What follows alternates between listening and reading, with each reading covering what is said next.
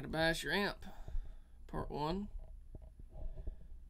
First thing I figured I'd show you is how to take your amp chassis out of your head cabinet.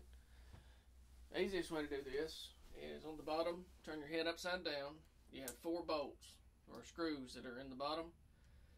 Take those out, and what you're going to do is, if you reach under here and grab your chassis by the transformers, just slightly pick up on it and pull out, slow and easy.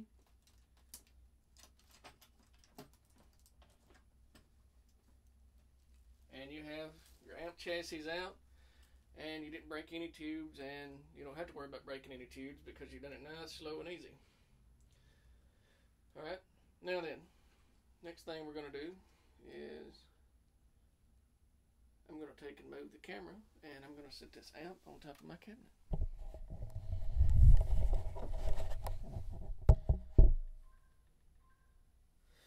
Alright, so what I'm doing here is I'm setting my, by the way, the amp that I'm using here is a Jet City 22H.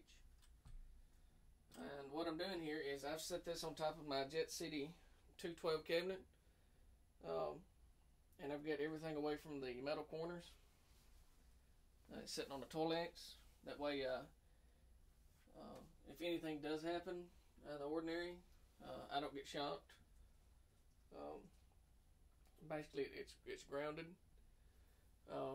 Number one most important thing here is, once you open this up, everything in here can kill you. You really don't want to be touching any of the components unless absolutely necessary. And if you got to touch them, then you need to take and discharge your caps. And that's just too big of an issue to get into right now. But main thing is, anything in here that you see that's exposed, whether it be resistors, caps, wires, you really don't want to be touching this stuff with your hands. And always use one handed only. Take your other hand, put it in your back pocket.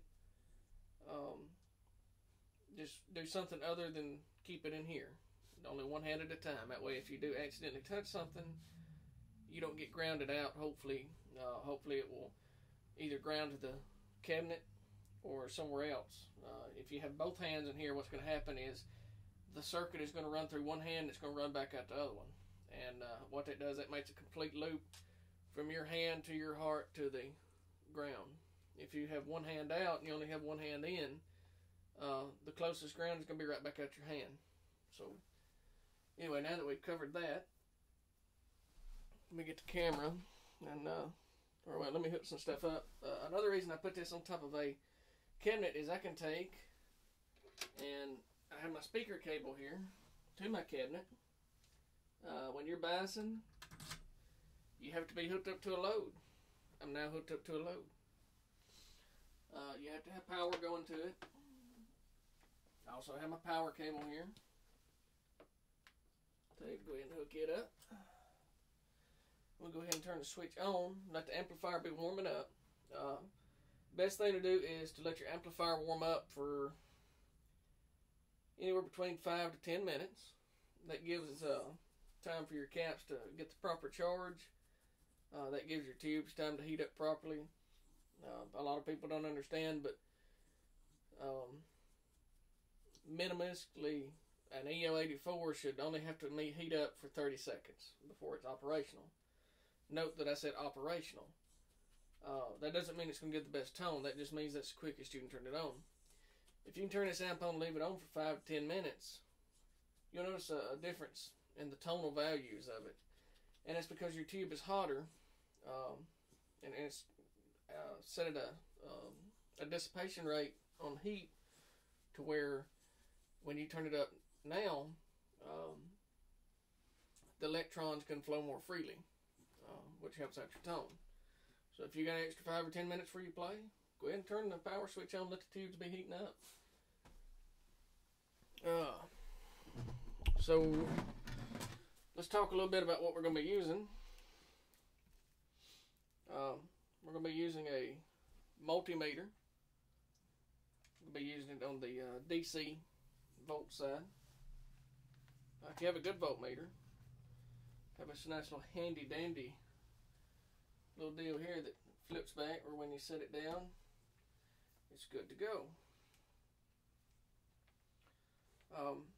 On your app, the best place I found to ground off to is there is a bolt that's in here that acts as a ground.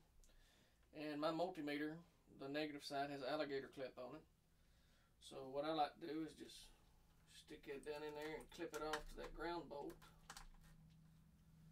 That way I know it's grounded to a good point, because if you can ground everything else there, it has to be grounded.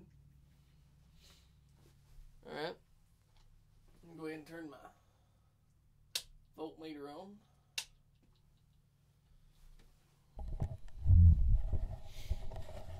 Not sure, let's see. Zoom out a little bit, that way you're not just like, alright. I'm going to go ahead and turn my amplifier on. I need to turn my volumes down though. Anyway, again, I only have one hand in here.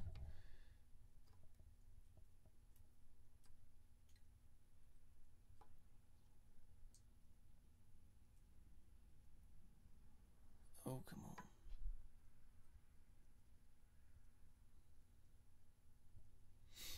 Okay, what I'm doing now is I'm getting a plate voltage reading. And that comes out to 360. Yeah, 360. And this will come into play here in a little bit. Not at the moment. But I'll tell you how to get to a website that will help you calculate your bias. It's called a Weber bias calculator. You can Google it if you want. I have the web address written down somewhere. Let me take and get the rest of this ready. So, what I'm doing now, there's a couple of different ways to bias an amplifier, and I'm cutting my standby off, by the way. You have the cathode bias method, the transformer shunt method. I could show you all of them, but the thing is a lot of these you really don't need to be messing with unless you know what you're doing. And the easiest, simplest way to keep you from dying and from me getting in trouble and feeling bad because I got you hurt is to take one of these little deals here. This is a bias probe.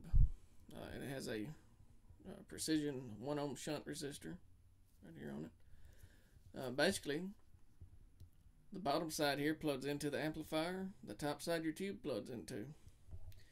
And then you have the bottom of it that plugs into your multimeter, which makes it hands-free for you, which means you don't get the hell shot out of you. So I'll set my camera down again, and show you how to hook this up.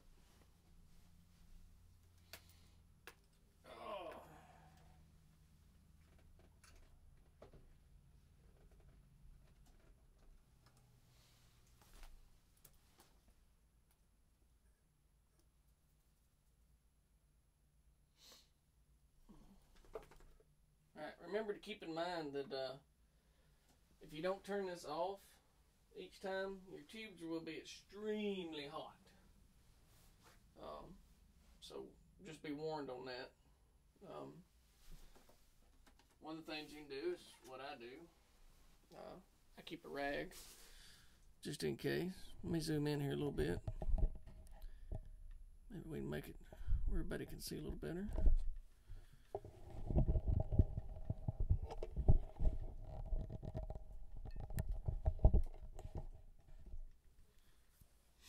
Alright, so like I said, what I'm doing is I'm going to take a rag here, and what I'm doing is I'm just picking up my tube retainer, placing it to the side.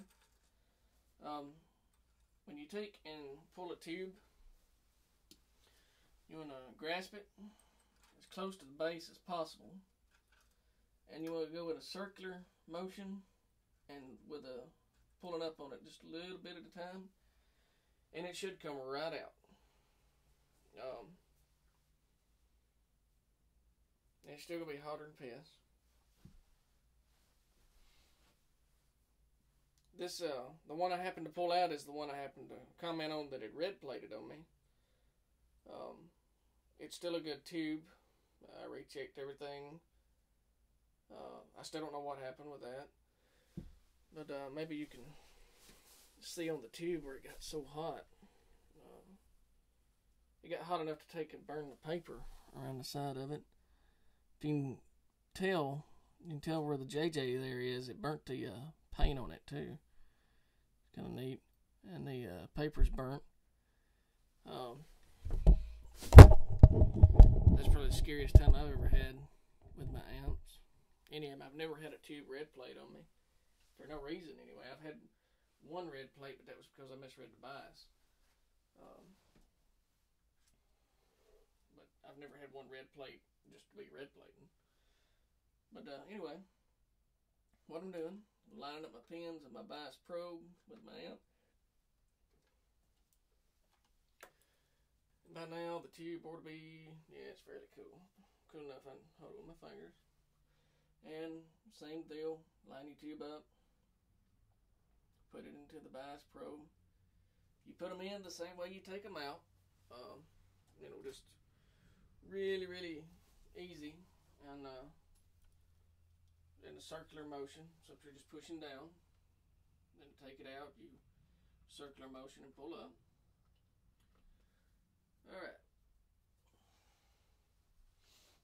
Now I'm going to take it, I'm going to flip the amp back over, and then I'll show you what's going on with the multimeter and the bias probe.